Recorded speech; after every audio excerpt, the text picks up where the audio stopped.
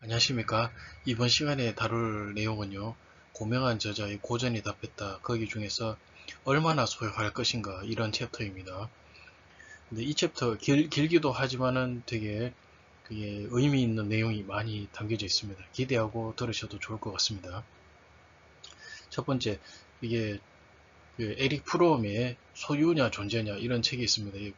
그 아주 명작인데 구약 성서의 그 주요 주제의 하나는 그 내가 당신이 가지고 있는 것을 떠나라 모든 속박으로부터 너 자신을 풀어라 존재하라입니다.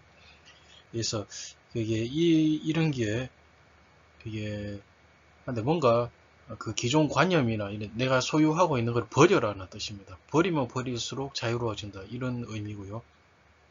근데 교회에서도 보면 이게 새신자들이 은혜를 더 많이 받는 경우가 많습니다. 그리고 그 이후로는 새신자가 소유에서 벗어나서 그 존재 그 자체를 생각하기 때문에 오히려 그렇다고 합니다. 역설적이죠. 근데 이게 교회를 오래 다니고 시간이 흐르다 보면요. 그런 계속 다니던 신자들은 이게 그 하나님을 소유하려고 합니다. 거기서부터 이게 힘이 들어가고요. 그게 소유된, 오래 다닌 신자들이 소유된 하나님은 진정한 하나님이 아니고요.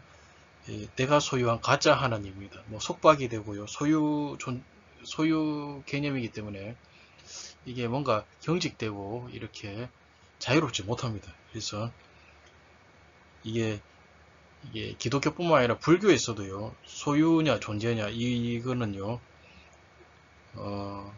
근데 뭔가 내 안에 소유를 끊는 것을 말합니다. 그 욕망을 끊는 거, 자아를 갖다가 그걸 갖다 탐구하는 거, 그리고 영속하는 물질, 그 자기 완성의 욕구, 뭐 근데 모든 욕심이나 소유 이런 거를 갖다가 그 끊어내는 거, 포기하는 거, 그거를 갖다 중요함을 강조합니다. 이게 근데 되게 역설적인 부분입니다. 그래서 내가 소유를 갖다가 그 소유를 갖다가 버린다. 이래 집착해서 벗어난다는 겁니다. 그럴수록 자유로워진다는 겁니다.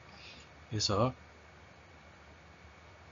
이게 인간의 욕구 중 그 자아 실현의 욕구 이게 가장 높습니다. 그래서 그거마저도 내려놓아야지. 그거마저 자아 실현 욕구도 그 갖다 버려야지 비로소 자기 존재가 완성된다. 이렇게. 근데 가급적 버려라. 이렇게 역설적인 진리를 강조하고 있습니다. 그리고 두 번째로 CG 융이죠. 심리학자 무의식 분석.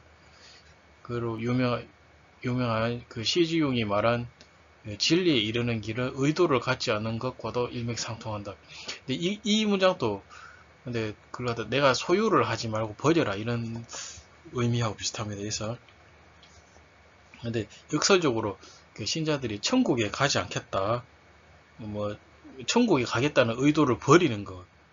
그냥 그냥 그대로 따르고 이렇게 순리에 따르고 뭐 의식 천국에 가는 것에서 의식하지 않는 것이 그 순간부터 천국에 가는 길이 됩니다. 그리고 고명한 저자는요, 그게 이 책에서도요, 자기는 계속 이렇게 소유냐 존재냐 이 책을 읽다 계속 반복해서 읽다 보니까 소유는 1%를 하고 존재를 99% 그런 느낌으로 살고 있다고 합니다. 그래서 예, 돈을 벌에 있었어도요, 그 많이 가지려고 하지 않아야 소유보다는 그 존재를 택해야지 그 돈에 대한 자유를 그 이게 그 재정적 자유, 경제적 자유를 얻는다고 합니다. 그래서 근데 고명한 저자도 처음에 그 소유냐 존재 에릭 프롬 책을 처음에 읽었을 때는 그 느낌이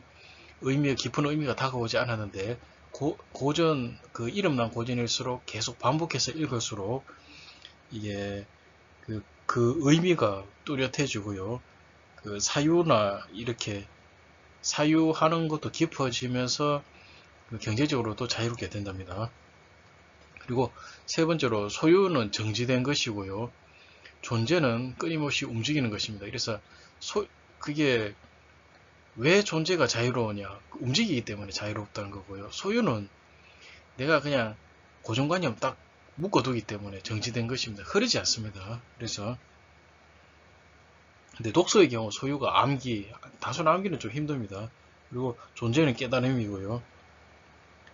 콘텐츠에서 소유는 모방이고 이게 존재는 창조입니다. 그래서 사랑에서의 소유는 꼰대이고요. 존재는 청춘입니다. 그래서 근데 뭐 독서나 콘텐츠, 사랑 각각 암기, 모방, 소유, 꼰대 이렇게 근데 이거는 모두 보통 상식에서는 처음 시작할 때 이 약간 이렇게 되지 않을 수밖에 없습니다. 그래서 약간 집착하게 되고요, 소유하게 되고. 근데 가면 갈수록 제대로 좋은 좋은 독서, 좋은 콘텐츠, 좋은 사랑이 되기 위해서는 버려야 됩니다. 싹 버려버리면 깨달음이 얻어지고요, 독서에서요. 그래서 자유롭게 콘텐츠에 하면은 모방을 통해서 창조의 단계로 나가게 됩니다. 그게 자유이고요.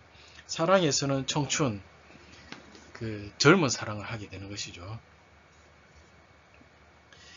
예, 사람들이 사랑을 되게 힘들어 합니다. 근데 그 이유가 사랑의 정말 본질은요, 존재입니다. 자유이고 존재인데 사람들은 자꾸 상대방을 소유하기 때문에 상대방을 자꾸 의식하고요.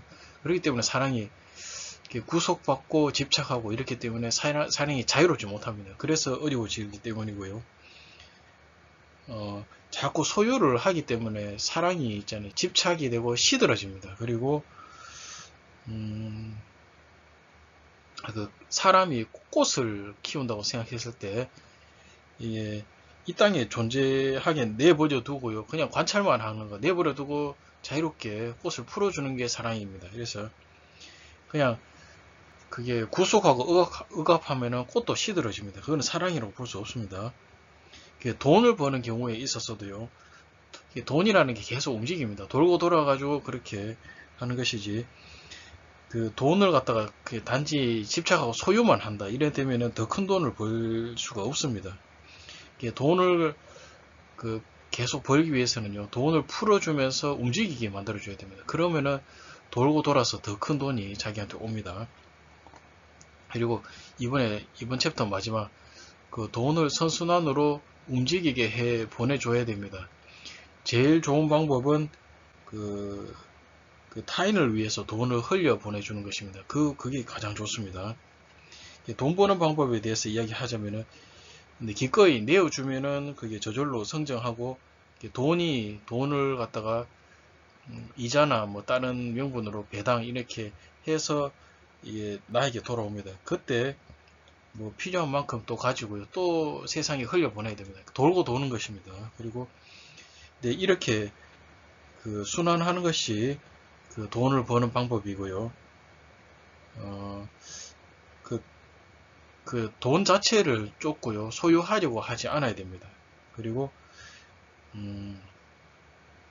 하루하루 돈을 갖다가 속박에서 벗어나고 집착이나 속박에서 벗어나고 자유롭게 내버려 둬야지 돈이 저절로 움직이는 그렇게 됩니다. 그래서 이게 바로 돈을 벌면서도 행복하게 되는 것입니다. 그래서 그게 고명한 작가도 처음에는요, 이게 뜻을 갖다가 제대로 음미하지 못했으나 소유와 존재에 대해서 자신만의 관점이나 기준을 가지고 있어야 됩니다. 그래야지 이게 점점 발전하면서 그게 수준이 좀 나아지게 됩니다. 그래서 근데 이게 모든 사람한테 적용되는 것은 없지만은 공통적인 약간 법칙성 이런 건 있습니다. 그것이 뭐냐면요. 점점 처음에는 소유를 많이 할지라도 점점 시간이 지나가면서 소유를 줄이고요. 존재의 비율을 높여야 됩니다. 존재 그냥 자유롭게 풀어주고요. 이렇게 해야지 선순환이 완성됩니다. 그래서 오늘도 되게 역설적인 진리입니다. 소유냐 존재냐 에릭 프롬 아주 명저죠. 이걸 통해서 이게 소유와 존재에 대해서 음미하는 아주 귀중한 시간 가졌습니다. 오늘 끝까지 시청해 주셔서 감사합니다.